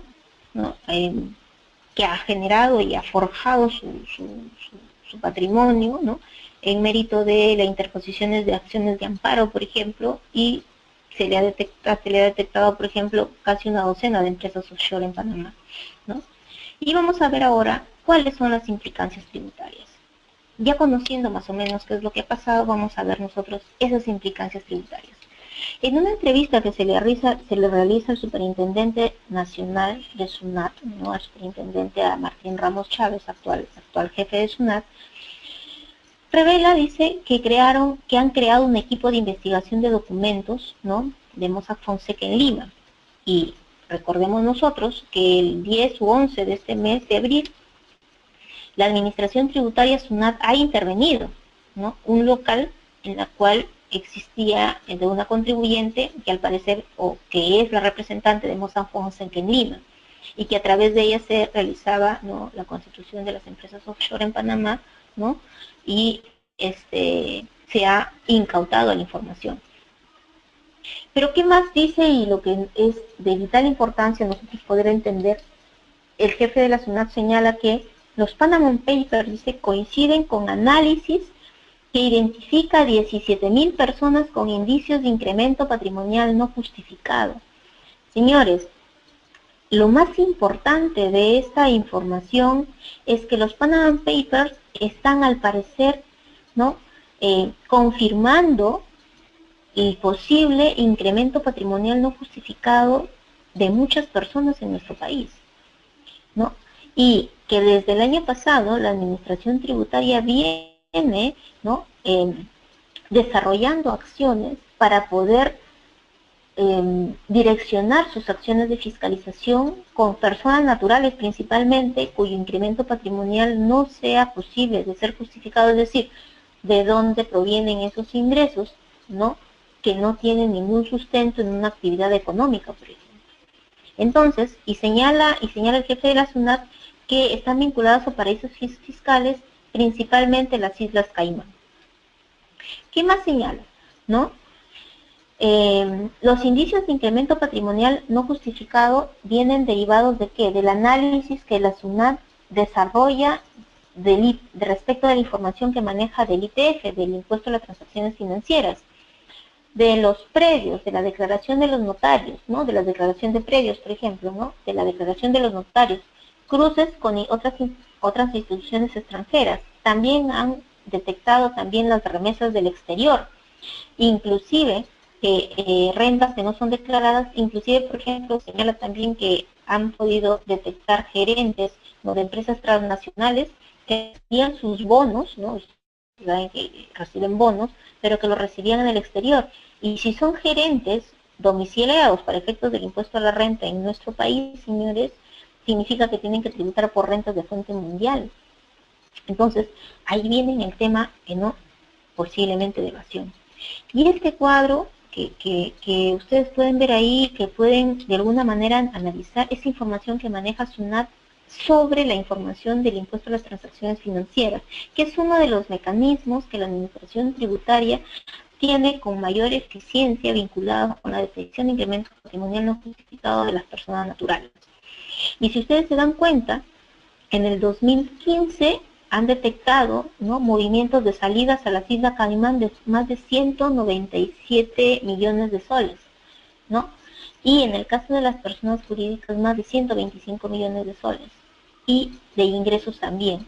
Y si ustedes ven ahí la lista, ¿no?, está Panamá en tercer nivel, pero que lo que hace es que esos flujos financieros, ¿no?, a los paraísos fiscales han sido filtrados por uno de los datos, ¿no?, o bases de información que la administración tributaria tiene muy efectivos, que es el ITF. Cuando fue creado el ITF, ¿no?, se suponía que era un tributo temporal, pero como surtió buenos efectos en materia de control fiscal, pues va a permanecer en el tiempo definitivamente. A raíz de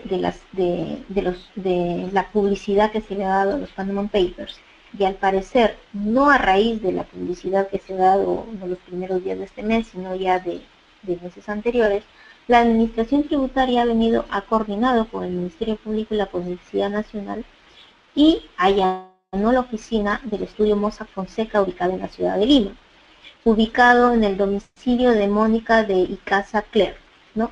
¿Qué es lo que pasa? Que Mossack Fonseca no está constituido como contribuyente, ¿no?, dentro de en nuestro sistema tributario, pero al parecer esta contribuyente, Mónica de Icaza, actuaba en representación de Mossack Fonseca y pues era quien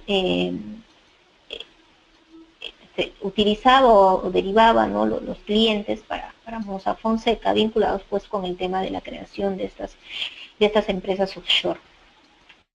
La diligencia es parte de un proceso de investigación, ¿no?, que se viene realizando para determinar posibles casos de evasión y defraudación tributaria. De buena fuente, tengo conocimiento que la administración tributaria, señores, ¿no?, evidentemente, y se vio en las noticias, que retiró información del domicilio, ¿verdad? Y retiró información no solamente, ¿no?, en papeles, no en documentos, sino también las PCs, ¿no?, las computadoras que pudieran encontrar, pero por un seguimiento que ya se le venía haciendo a Mossack Fonseca, con el objetivo principal, pues, de poder allanar la oficina de tal manera de que se produzca la incautación. Y la incautación, señores, de acuerdo a lo que establece el artículo 62 del Código Tributario, que está vinculado con el ejercicio de las facultades de fiscalización, es un procedimiento que la administración tributaria tiene para legalizar de manera debida las pruebas que se obtengan dentro de un procedimiento de fiscalización. Y ahí viene un tema vinculado con los Panama Papers. Los Panama Papers, señores, tal como han sido publicitados o expuestos ante la prensa, ¿no?, y la obtención de estos documentos, la forma de obtención de estos documentos, que son consecuencia de una sustracción ilegal, evidentemente, de Mossack Fonseca, pues no tienen el tinte legal necesario para que sean pruebas dentro de un proceso penal, posiblemente, y dentro de un proceso de fiscalización, es más, ¿no?, de un proceso administrativo que se siga ante SUNAT. Por eso es que la administración, con el objeto de tener los medios probatorios suficientes, legales, y que puedan ser utilizados dentro de una investigación administrativa y posiblemente dentro de un proceso penal de defraudación tributaria, es que realiza la incautación en el domicilio de la persona mencionada anteriormente. Y este procedimiento de incautación se realiza a través de una autorización judicial, ¿no? Por eso es que no solamente participan los funcionarios de la Administración Tributaria, sino también la Fiscalía y evidentemente la Policía Nacional. Todo esto previamente, evidentemente coordinado, previa autorización judicial para que se haga el allanamiento. Y la incautación significa el retiro de los bienes, pero adicionalmente también es posible que haya existido una autorización de descerraje. Esto quiere decir que si se procede a la intervención y no se accede o si no se deja acceso, posiblemente la fuerza pública, en este caso la policía en presencia del fiscal, con orden judicial, han podido irrumpir de manera violenta, o sea, en un descerraje y poder ingresar para poder levantar o incautar toda la información. ¿Qué significa en términos administrativos la incautación? Significa, señores, que la Administración Tributaria tiene en este momento información importante, ¿no?, que ha derivado en procedimientos de fiscalización, evidentemente, y que ello, ¿no?, genera, ¿no?, el cruce de información con la información que maneja ya la Administración Tributaria, ¿no?, para efectos de poder derivar casos en posible defraudación tributaria. Importantes datos que tiene la administración, sobre todo pues que es muy probable que después conozcamos que existen personajes importantes vinculados a este tema, ¿no? Porque evidentemente pues no cualquiera puede contratar los servicios, ¿no?, de este tipo de estudio de abogados, de UFET, para poder conformar empresas offshore en Panamá. Pero bueno, eso es materia de investigación en este momento ante la Administración Tributaria. Entonces, las consecuencias en materia fiscal de los Panama Papers. La Administración Tributaria, señores, está actuando y ha iniciado procedimiento de fiscalización con un equipo especializado vinculado, ¿no?, para evaluación de este tipo de operaciones, ¿no?, en paraísos fiscales. Y adicionalmente, señores, y ahí viene lo importante, es que está actuando en coordinación con la Fiscalía, ¿no? No solamente es un procedimiento administrativo simple, es un procedimiento que puede derivar en defraudación tributaria y posiblemente en lavado de activos. Y vamos a ver ahora cuáles son esas implicancias penales. Señores, las implicancias penales en materia de evasión tributaria no implica que las actividades que se hayan podido detectar como consecuencia de un procedimiento de fiscalización, ojo, como consecuencia de un procedimiento de fiscalización, no porque los Panama Papers lo digan, ¿no?, sino que dentro del procedimiento de fiscalización, como consecuencia de la documentación incautada, se verifique, ¿no?, que esto, ¿no?, o está originado en un comportamiento ilícito, ¿no?, por el incumplimiento de normas tributarias, me puede derivar en una evasión fiscal o en una defraudación tributaria. ¿Qué es lo que hace la evasión fiscal? Y recordamos cuando hemos estado al inicio de la exposición, ¿no? La evasión fiscal es un actuar al margen de la ley, ¿no? Es un actuar doloso, ¿no?, para dejar de pagar tributos, ¿no? ¿O qué es lo que hace la evasión fiscal? Oculta la capacidad contributiva, ¿no? Es decir, lo que yo les decía, si es que yo constituyo una empresa offshore, ¿no?, en un paraíso fiscal y derivo capitales cuya origen se desconoce, ¿no?, entonces, y adicionalmente me protegen, ¿no?, la titularidad de los activos, entonces evidentemente puede existir pues un ocultamiento de la capacidad contributiva de las personas, ¿no?, utilizando documentos falsos, puede ser, o ya sea materiales ideológicos o negocios jurídicos irreales. Ojo, estoy creando yo una empresa offshore que en realidad no realiza ningún tipo de operación, ¿no? Se diferencia, hay una diferencia del simple incumplimiento de pago, aquí hay una conducta dolosa, ¿no?, una conducta dolosa. Entonces, cuando nosotros hablamos de delito tributario, nosotros debemos estar hablando y tener claro que esto corresponde a un engaño, ¿no?, o sea, a una conducta fraudulenta por parte del sujeto, que en este caso es el contribuyente o el deudor tributario, con el solo objetivo de dejar de pagar tributos. ¿Eso qué quiere decir, señores? Que si es que yo constituyo la empresa offshore, ¿no?, en el paraíso fiscal, y que mi conducta y mis actos y mis acciones, ¿no?, que realizo tienen con el solo objetivo dejar de pagar tributos, puede derivar esta conducta y estos actos en delito tributario. Entonces, señores, veamos cuál es la pena, de 5 a 8 años, no es poco, ¿no? De pena privativa de libertad, cárcel efectiva, ¿no? Y el delito tributario, que es una de las modalidades defraudatorias que contiene el decreto legislativo 813, es ocultar total o parcialmente, miren lo que dice, ocultar total o parcialmente bienes, ingresos, rentas, ¿no? Para anular o reducir el pago del tributo. Entonces, señores, el delito tributario, ¿no? Es una conducta por parte del sujeto del impuesto, ¿no? O sea, el deudor tributario, que lo que busca realmente es dejar de pagar tributos, en todo o en parte. No confundamos con la elusión tributaria, ¿ok? Si no estamos hablando de una conducta dolosa, o sea, si es que esto se origina, ¿no? Digamos, no tengo cómo justificar, ¿no? Ese dinero o esos capitales, esas inversiones en paraísos fiscales, podemos nosotros estar hablando de delito tributario. Y ahí viene otro tema vinculado al delito, que es el incremento patrimonial no justificado.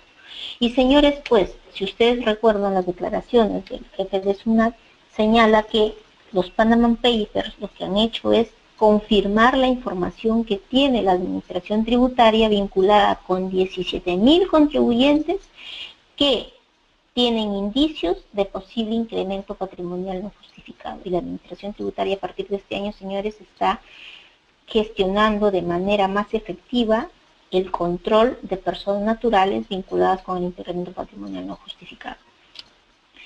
Y el incremento patrimonial no justificado de personas naturales, ojo, de personas naturales, porque así establece la ley del impuesto a la renta, ¿no? Artículos 52 y 90 y tantos vinculados con el incremento patrimonial no justificado de personas naturales, ¿no? Es lo que significa es que si yo he incrementado mi patrimonio, pero esto no guarda relación con mis rentas obtenidas. Y lógico, si es que yo incremento mi patrimonio a través de la constitución de una empresa offshore, ¿no? Cuyo origen de la inversión o de la inyección de capitales que se le dé a esa empresa, ¿no? No tiene un sustento, no sabemos de dónde viene, podemos estar hablando nosotros de un incremento patrimonial no justificado, ¿no? Entonces, las formas, la normativa, el mecanismo legal que ha establecido la ley del impuesto a la renta es un mecanismo para combatir la evasión tributaria. Entonces, ¿no? Pues puede considerar la administración una fiscalización, ¿no? Una renta no declarada, ¿no? Y por tanto, obligarme o exigirme el pago del tributo. Y la pregunta y el tema es que las normas de la ley del impuesto a la renta y su reglamento establecen y disponen que estos incrementos patrimoniales que se puedan detectar, ¿no? No se pueden sustentar con utilidades derivadas de una actividad ilícita, me explico. O sea, si es que yo soy una persona que la administración tributaria ha detectado incremento patrimonial no justificado, ¿ok? Porque he tenido movimientos en los sistemas financieros como de 100, pero yo he declarado como 10, ¿no? Entonces yo tengo un patrimonio de 90 o he comprado casas, vehículos, joyas, ¿no? He invertido en bolsa, por ejemplo, sé de dónde, no tengo préstamos, no declaro. Entonces no tengo cómo justificar ese incremento patrimonial. Lo que dice la ley es que yo no puedo justificar, ¿no? Ese incremento con actividades ilícitas. Es decir, yo no puedo decirle al Estado, mira, yo soy narcotraficante, por ejemplo, ¿no? Exagerando, yo soy narcotraficante y ese incremento patrimonial no justificado que tú me estás detectando es por las utilidades del narcotráfico, ¿no?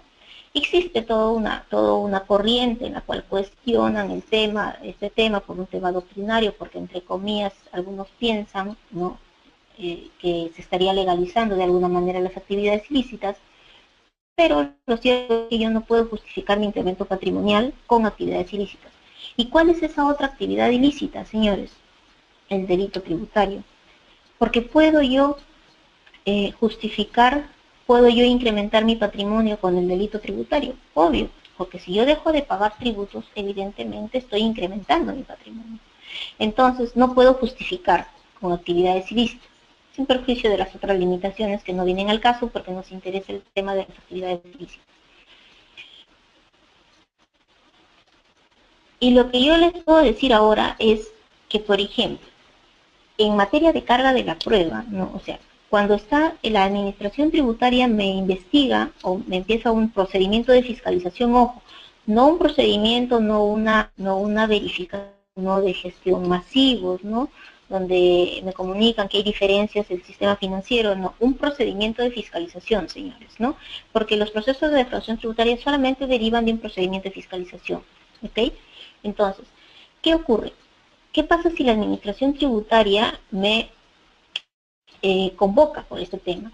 Pues la administración tributaria es quien tendrá que demostrar el incremento del patrimonio y obviamente la administración generalmente pues tiene datos de notarios, compras, ventas de bienes inmuebles, de repente de un yate, ¿no? De actividades, movimiento en el sistema financiero, tengo y bueno, y todas las cruces de información, ¿no? Información que la SUNAT maneja, ¿no? Entonces, con esta información, esa es la información que SUNAT tiene para decir que tus ingresos no coinciden con tu patrimonio. Entonces, ¿qué es lo que le corresponde? Me corresponde a mí como contribuyente. A mí como contribuyente me corresponde sustentar de dónde se origina ese incremento. Entonces, en materia penal, señores, el incremento patrimonial no justificado, si bien es cierto, es una presunción legal, y esto fue un tema que yo investigué para hacer mi tesis cuando obtuve el grado de abogado. En materia penal del derecho tributario, no se puede procesar por delito tributario cuando estamos hablando de determinaciones sobre base presunta, pero en este caso en particular, la doctrina ¿no? a nivel mundial ha señalado que en este caso en particular del incremento patrimonial no justificado que se puede derivar del tema de los Panama Papers, ¿no? Cuando estamos hablando de las empresas offshore, ¿no? Lo que se tiene es que, si bien es cierto es una presunción, el material probatorio que se aporta dentro del procedimiento penal o administrativo me puede derivar a que la evaluación conjunta de todos los medios me va a generar una prueba indiciaria que me va a demostrar, ¿no? O por lo menos me va a dar de alguna manera por la evaluación conjunta de estos que se ha configurado el tipo penal de defraudación tributaria. Entonces, señores, el incremento patrimonial no justificado me puede derivar en esto, ¿no? Me puede derivar en esto. Y bueno, el 24 y 27 de mayo vamos a desarrollar un curso de 2 días, curso sobre incremento patrimonial, ¿no? Y cuidado con SUNAT y la Fiscalía, profundizando más estos conceptos, ¿no? Y el tema aquí es si existe defraudación tributaria, señores, lavado de activos.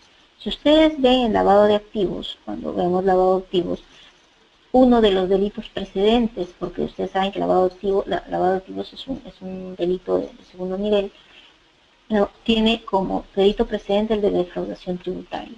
Y estos, señores, son todas las instituciones de nuestro sistema jurídico que están unidos en la lucha contra el lavado de activos. Y ustedes podrán ver ahí a la SUNAT, a la Superintendencia de Mercados y Valores, a la Fiscalía, al Ministerio de Justicia, a la Policía Judicial y a una serie de cosas, ¿no? Entonces, una serie de instituciones unidas en la lucha contra el lavado de activos. ¿Y qué es el lavado de activos? Operaciones que se realizan por una o más personas naturales o jurídicas tendientes a ocultar o disfrazar el origen ilícito de los bienes. Y ahí nuevamente, si yo me voy a los Panama Papers, ¿no? Que me dicen que hay un flujo importante, ¿no? de capitales a través de las empresas offshore forjadas en Panamá, la pregunta es, ¿de dónde viene ese ilícito? ¿De dónde vienen, perdón, esos recursos? Por eso es que la investigación abierta, ¿no? A nivel mundial que se ha seguido por esta empresa de investigación no periodística, involucra a políticos, involucra, ¿no? a empresarios, involucra, ¿no? a futbolistas, ¿no? Y una serie de personajes importantes que no se sabe de dónde fluye toda esa cantidad de millones de dólares.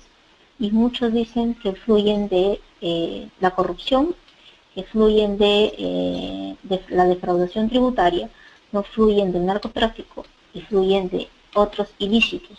Y ciertamente uno de los ilícitos es la defraudación tributaria. Y entonces el lavado de dinero está ahí. Si ustedes se dan cuenta, el lavado de dinero lo que hace es, ¿no?, el dinero sucio, producto de una actividad ilícita, trata de ingresar al sistema financiero, ¿no? Y este sistema financiero se diversifica, pasan por las empresas, las bancas offshore, ¿no? Las bancas, los bancos offshore y la constitución inclusive de estas empresas offshore. Se hace toda una rutina o una serie de operaciones para que se le pierda el rastro al flujo económico, y después se invierte en la compra de bienes, ¿no? Y esto es lo que genera el incremento patrimonial de las personas. En términos muy simples, ¿no? En términos muy simples, ¿cuál es el objeto material del lavado de activos? Los capitales, la renta, los bienes, ¿verdad? De origen ilícito. Entonces, lo que debemos tener claro, señores, es que en materia de lavado de activos se origina también como consecuencia de la posible comisión del delito de defraudación tributaria. Todavía no tenemos en nuestro sistema judicial, por lo menos que yo conozca, ¿no?, procesos de defraudación tributaria, ¿no?, o de lavado de activos estén vinculados con estos temas de las empresas offshore, pero que creo que van a tener que darse, ¿no?, como consecuencia no solo de esto, de repente algunas que ya están en trámite, pero definitivamente el lavado de activos también es uno de los delitos que el Ministerio Público persigue como consecuencia de esta forma de operación en los sistemas financieros, en el sistema jurídico, tributario también a nivel mundial. Entonces, hay que tener claro, ¿no?, que se viene un empoderamiento por parte no solamente del Ministerio Público, ¿no?, de la UIF, la Unidad de Inteligencia, sino también de la Administración Tributaria, vinculado con los temas de investigación, ¿no?, que se den como consecuencia de la detección de este tipo de acciones a través de los paraísos fiscales. Por eso es que nuestro sistema tributario, pues, ha dado lineamientos o ha generado normas antielusivas, no vinculadas con los paraísos fiscales también, o con las normas de precios de transferencia, ¿verdad? Existe esta normativa, pero el tema va más allá, ahora va más allá, va a evaluar el tema de delito tributario y va también a evaluar el tema de lavado de activos. Entonces, la conducta, ¿no?, que me derive de un incumplimiento o de un dejar de pagar tributos de manera dolosa, me puede derivar en este tipo de investigaciones penales, ¿no?, que dicho sea de paso, cuyas sanciones son bastante altas, ¿no?, en el caso de lavado de activos, de conversión, transferencia, ¿no?, de bienes, de 8 a 15 años, ¿no?, ocultamiento también, ahí está, no son los tipos penales, que no vamos a entrar nosotros a analizar el tipo penal de lavado de activos el día de hoy, ¿no?, pero que lo vamos a ver en el próximo, posiblemente la próxima ponencia, en que incrementaste tu patrimonio, cuidado con la zona de la Fiscalía. Pero sí hay que tener claro que esto, por eso es que la Fiscalía, ¿no?, la Fiscalía especializada en lavado de activos, está vinculado al tema de la investigación de los Panama Papers, ¿no? Y por último, solamente para comentar que el tema del lavado de activos y el delito de defraudación tributaria están íntimamente vinculados, porque les comento, si yo tengo un incremento patrimonial no justificado, que me deriva de los Panama Papers, el Ministerio Público, las entidades que están investigando a la persona vinculada a este tipo de operación, no tienen la capacidad de demostrar, señores, que, por ejemplo, su origen es en la corrupción, o su origen es en el narcotráfico, o su origen es en trata de personas, o en terrorismo, lo que fuere, ¿no? Si no se puede probar ello, porque generalmente no se puede probar, ¿no?, sobre todo si son acciones internacionales, ¿no?, si son organizaciones delictivas, ¿no?, internacionales, queda uno de los delitos que sí se puede probar, que es el delito de defraudación tributaria, ¿no? Entonces, y la vi nosotros en el método patrimonio justificado, yo no lo puedo presentar como actividad ilícita. Entonces, yo los invito a que puedan realizar una sentencia, ¿no?, que se le dio parte efectiva al ex alcalde de Perú, de la libertad, por 12 años, cuando se detectó, se condena por delito tributario y lavado de activos. ¿Por qué? Porque esta persona realizaba actividades económicas, nunca declaró la administración tributaria. La Fiscalía se esta información a raíz de una investigación de otro delito, el delito de tráfico, de tráfico ilícito de drogas, ¿no?, en lo cual se le exculpó, ¿no?, a este imputado, ¿no? Pero en este proceso el imputado dice: no me puedes procesar por este delito porque yo he obtenido mis ingresos de manera legal, pues cultivó, realizaba alquiler de maquinaria agrícola y venta de maíz amarillo. Y es que está en toda mi documentación, que era documentación extracontable. Efectivamente, por tráfico ilícito de drogas no se le procesa, pero el Ministerio Público toda esa información lo envía a la Administración Tributaria. SUNAT le investiga, hace un proceso de fiscalización y lo denuncia por defraudación tributaria porque este señor nunca había declarado a SUNAT. Entonces, y en el proceso lo condenan no solamente por defraudación tributaria, sino también por lavado de activos. Entonces, señores, si bien es cierto, este caso no está vinculado con el tema de los Panama Papers, sí es importante mencionar que ya en nuestro país, ¿no?, se ha sentenciado por estos dos delitos que están vinculados, delito tributario y lavado de activos, ¿no?, que en el avance de nuestro sistema jurídico penal tributario, ¿no?, se puede dar como consecuencia de la evaluación, por ejemplo, del incremento patrimonial no justificado, y si esto está vinculado a los movimientos de los sistemas offshore, por ejemplo, de las empresas offshore, autoridades en paraísos fiscales, pues, señores, la Administración Tributaria, el Ministerio Público, la Policía, el Poder Judicial, la Unidad de Inteligencia Financiera y todos los organismos vinculados en la lucha contra el lavado de activos, señores, está incrementando su capacidad de investigación, ¿no?, para efectos de poder determinar responsabilidades penales, ¿no?, vinculados a este tipo de actividades. Y bueno, estoy terminando a la hora exacta y sin perjuicio, señores, que realmente este tema da para más, ¿no? He tratado de resumir de alguna manera cuáles son estas implicancias jurídico-tributarias y penales, ¿no?, que significa este descubrimiento de los famosos Panama Papers, pero lo que nos importa a nosotros es que estas conductas delictivas se están volviendo que están teniendo una mayor atención de la administración tributaria, ¿no? La administración tributaria ya está investigando, ¿no?, con mayor detalle y destinando capacidad operativa para ello, entonces, sobre todo en los temas de los incrementos patrimoniales no justificados. Y bueno, me despido de todos ustedes, esperando pues que esta ponencia haya sido de su total agrado y haya disipado algunas dudas que han tenido sobre este tema en particular y cuáles son las consecuencias jurídico-tributarias sobre el tema, y dando, no sé, unos 5 minutos, de repente alguno de ustedes quiere plantear alguna consulta, ¿no?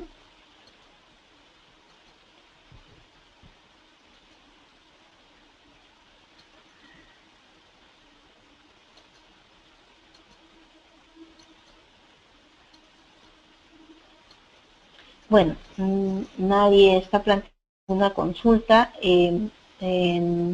Me despido de ustedes, no sin antes invitarlos, ¿no?, para el 24 y 27 de mayo, que tenemos es un curso online, ¿no?, sobre incrementaste tu patrimonio, cuidado con la SUNAT y la Fiscalía, ¿no?, donde vamos a desarrollar temas con mayor detalle y ver casos en particular vinculados a este tema. Y Para el mes de junio estamos programando cobranza coactiva electrónica por confirmar fechas, pero estamos ya formando parte de Perú Contable y me despido de ustedes esperando pues haber satisfecho todas sus expectativas. Muchas gracias y muy buenas noches.